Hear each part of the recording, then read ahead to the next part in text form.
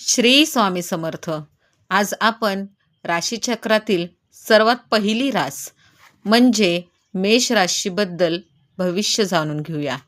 पण त्या अगोदर या राशीबद्दल थोडं जाणून घेऊ. मेष राशीचा स्वामी मंगळ आहे. निसर्गतः पुरुष ग्रह आणि अग्नितत्वाची रास आहे.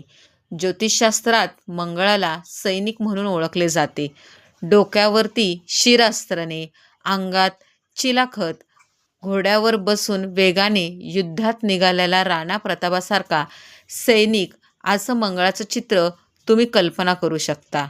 मेहनत आणि स्थायी भाव असल्याने लोहारापासून इंजिनियर लोकांपर्यंत मंगळाचा अंबल आहे. सळसळणारी, खळखळणारी प्रवाह मंगळाची शक्ती, कार्यमग्न, कार्यप्रवीण शक्तीला योग्य वाव न मिळाल्यास राग, क्रोध, संताप, भांडणं, उतळेपणा दिसतो. अशाच मेष राशीत येणारे 3 नक्षत्र म्हणजे अश्विनी, भरणी, कृतिका असे 3 नक्षत्र येतात. अशाच आपण जे राशी भविष्य पाहणार आहोत त्यात ते ग्रह कोणत्या नक्षत्रात येणार आहे आणि हे नक्षत्र कसे फळ देणार आहे हे पाहणार आहोत. अजून एक महत्त्वाचा मुद्दा म्हणजे आत्तापर्यंत जितक्या पत्रिका मी हाताळल्या आहे त्या नक्षत्रावर मी जेव्हा प्रिडिक्शन केलं त्यामध्ये मला बऱ्याच प्रमाणात ॲक्युरेसी जाणवली आहे. त्यामुळं आपण नक्षत्रावर राशी भविष्य प्रिडिक्शन करणार आहोत. मेष राशीचे व्यक्तींसाठी 15 ऑगस्ट ते 15 सप्टेंबर हा काळ ऊर्जा, नवीन संधी, महत्त्वाचे निर्णय घेणारा असेल. कामाच्या ठिकाणी तुमच्या मेहनतीचा दाखला घेतले जाईल.